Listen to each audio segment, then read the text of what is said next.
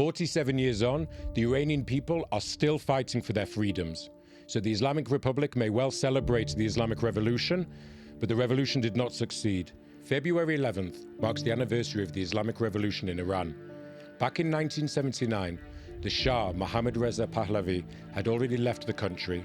Ayatollah Ruhollah Khamenei had already returned from his exile in France, and thousands of people were taking to the streets every day demanding freedom.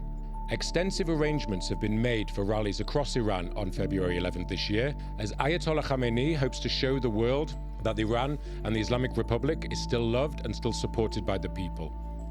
Obviously, over the past few months, as we've seen millions of Iranians take to the streets and thousands of people killed in protests, that is not true. On Monday, Ayatollah Khamenei said in a televised statement that these rallies in support of the Islamic Republic are unparalleled across the world and a source of pride for all Iranians. This year will be especially interesting to see how many people turn out and what the public reaction is. There have been media reports that the IRGC, the Islamic Revolutionary Guard Corps, are forcing families, and especially families of bereaved people who've lost their lives during the protests, that they must attend and show proof by taking photographs. Security officials have allegedly informed several families that their presence at these marches must be verifiable, including via pictures or videos of themselves at the rallies. This, of course, comes as Israeli Prime Minister Benjamin Netanyahu is flying to the United States to meet with President Donald Trump.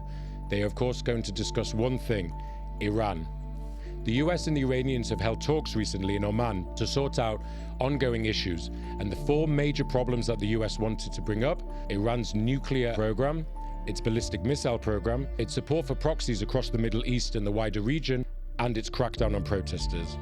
The Iranians themselves said they were only willing to talk about the nuclear program, and they were not interested in discussing the other issues.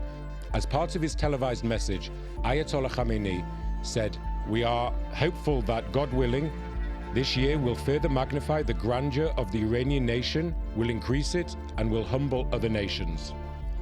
It is important to point out that over the 47 years of the Islamic Republic, they have funneled billions of dollars that belong to the Iranian people into proxy networks and terror organizations across the region.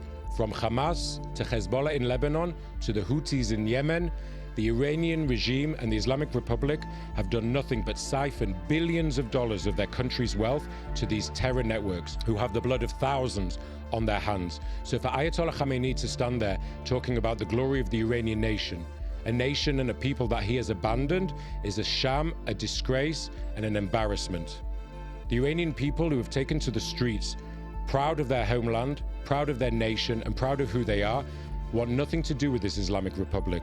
They are crying out for the return of the monarchy, for the destruction of the Islamic Republic, and for a future free Iran.